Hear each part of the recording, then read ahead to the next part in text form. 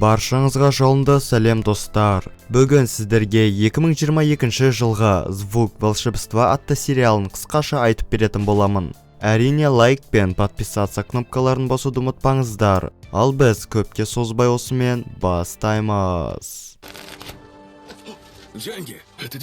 Оқу жылының алғашқы күні сабаққа кешігіп келе жатқан Юнаи атты қыз баспалдақтан тізесін жаралап, соңғы колготкиінде жыртып алған болатын. Қасында Ильтен атты сыныптасы қызды байқап, онымен бірге сабаққа кешігіп кіреді. Асханада жас қыз сөмкесінен тамақ салатын қорапшаны білдіртпей алып шығып, үйдегі сіңлісіне арнап кішкене тамақ салып алмақшы. Бірақ та сыныптасы қорапшаны қағып кетіп, қызды бәрінің көзінше ұятқа қалдырған болатын. Қыздар Ильтеннің қасына жайғасып, оған Юнаидің математика сабағынан жігітке қарағанда мықты екенін айтуда. Үйге қайтар жолда жас қыз дүкеннің есігінен жұмысшы керек деген жарнаманы байқайды. Бұл мүмкіндікті жіберіп алмастан ол бір күн бойы демалыссыз жұмыс істеп шықты. Кешке бастығы қызға атқарған еңбегі үшін ақшаны артығымен береді, тек жас қыз ертеңде де жұмысқа келсе болғаны. Жолда Юнаи бұл ақшаға не аларын ойлап келе жатыр. Сонда ақшасы желмен бірге ұшып кетеді. Жас қыз артынан қанша қуса да жететін емес. Осылай Юнаи ескі аттракциондар паркіне де жеткен болатын. Қорыққанына қарамастан паркке кіріп, ақшаны іздеп жүргенде алдынан үстіне қара жамылған сиқыршы пайда болады. Жас жігіт қыздан сиқырға сенесің бе деп сұрағанда, Юнаи қорыққаннан ақшаны тастап үйіне қарай қашады. Үйіне келген жас қыз Юн Юи атты сіңлісіне тамақ әзірлеп бермекші. Бірақ тоңазытқышты ашса, ішінде ештеңе қалмаған екен. Тіпті соңғы күріш пен көкөністер де таусылыпты. Ал жағдайда түсінген сіңлісі мектепте тамақ ішіп алғанын айтып, тыныш ұйықтауды шешті. Осы кезде Юнаиды сыртқа шақырған үйдің иесі аренданың ақшасы осымен бірнеше ай төленбегенін айтуда. Егерде жас қыз бірнеше күнде қарызды жаппаса, екеуін үйден шығарып жіберуге дайын. Ал Юнаи болса қарызды әкем жабады деп сылтауратып тұр. Шын мәнінде әкелері кредиторлардан қашып, қыздарын тастап кеткен болатын. Келесі күні жас қыздың жыртылған колготкин көрген сыныптастары оны сөзге алуда. Қыздар Юнаиды ұятқа қалдыру үшін әдейі партаның астына ақша тастап кетеді. Жас қыз оны көтеріп қалтасына салғанда, олар әдейі ақшаны іздеп Юнаидан сұрайды. Бірақ та қыздың мойындайтын түрі жоқ.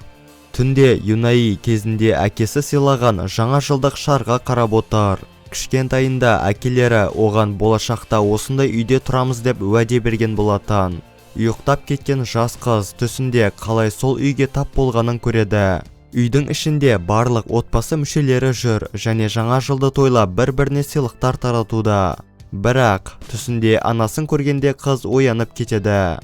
Юнаи кешегі ақшасын іздеп қайта паркке келіп тұр. Ойлағанындай паркте кешегі фокусникта бар болып шықты. Қорқса да жас қыз жігіттен кешегі ақшаны сұрауды шешті. Сонда әлгі жігіт қыздың ақшасын жай қағазға айналдырып, соңында бір ақшадан екеу шығарады. Юнаи болса тек өзінікін алып, енді кетке жатқанда сиқыршы оған көпіршіктер мен ұмытылмастай шоу көрсетпекші. Ертеңінде жас қыз сіңлісімен бірге дәмді тағамдарды жеп, өзіне жаңа колготки алған болатын. Бірақ та үйдің арендасын жабуға бұл ақшалар бәрібір жеткіліксіз.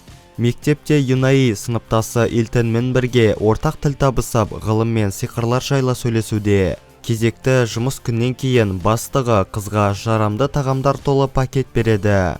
Не болса да жас қыз бастығынан қарызға аренданың ақшасын сұрап көрмекші. Сонда бастығы қызға ақшаны беріп, есесіне оған жабыса бастайды. Күтпеген жерден көмекке сиқыршы келіп, өзінің жамылғысымен бастықты жоғалтып жіберген болатын. Келесі күні Юнаи бастығының қайда кеткенін білу үшін әлгі сиқыршыға келеді.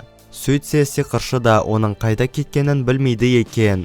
Оның айтуынша сиқырдың бар мәнісі осыда тұр. Бір кезде жігіт қыздан тағы да сиқырға сенесің бе деп сұрайды. Сөйтсе жас қыз ешкімге және ештеңеге сенбейтін болып шықты. Қызға қарап тұрып, жас жігіт өзінің кішкентай кезін есіне алады. Мектепте де оны бәрі есалаң деп сенімдерін таптаған екен. Сондықтан сиқыршы қызға жаңа үміт сыйлау үшін оған арнап сиқырдан үлкен шоу ұйымдастырмақшы.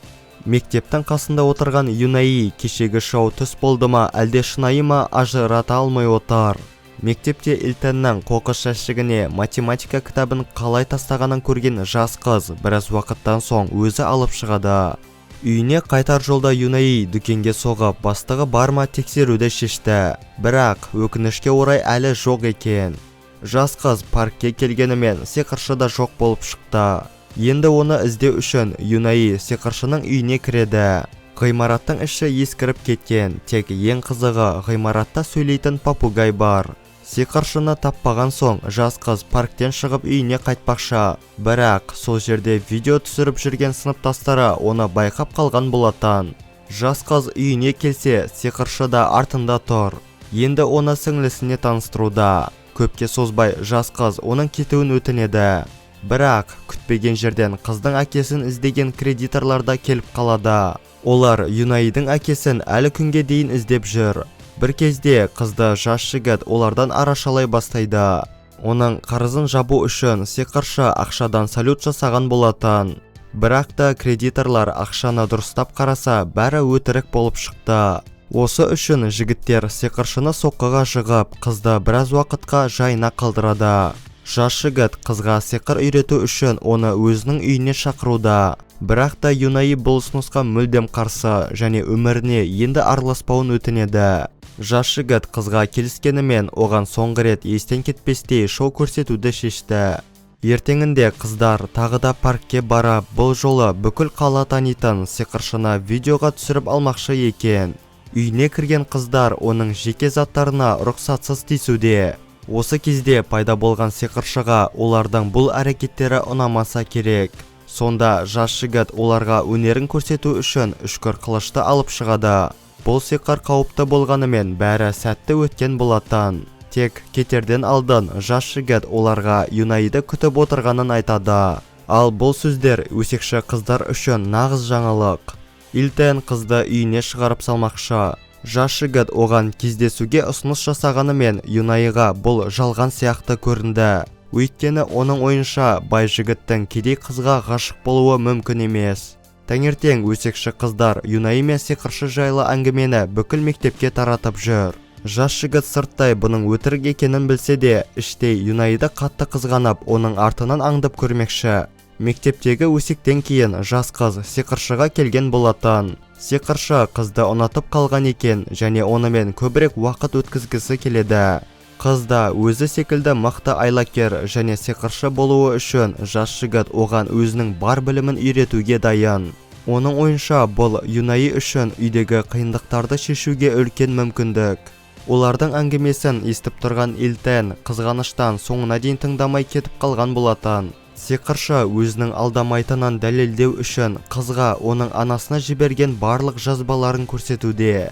Шын мәнінде Юнаи бәріне анам қайтыс болды деп айтқанымен, анасы бірнеше жыл бұрын әкесі қарызға кіргенде үйден кетіп қалған болып шықты. Содан бері жас қыз оған үнемі хат жазып тұрған екен. Қыздар тағы да Ильтен мен Юнайдың арасына от салу үшін жігітке сиқыршының Юнайды сұраған видеосын көрсетеді. Ильтен болса оған енді өсек таратпауын ескертеді, әйтпесе соңы жаман болуы мүмкін.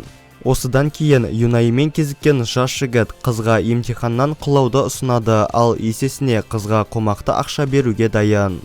Осылай «Звук волшебства» атты сериалының алғашқы 2 сериясы аяқталады. Достар, видеоны соңына дейін көргендеріңізге үлкен рахмет және де лайк пен подписаться кнопкаларын басуды ұмытпаңыздар. Ал ендеше келесі видеода жүздескенше сау болыңыздар.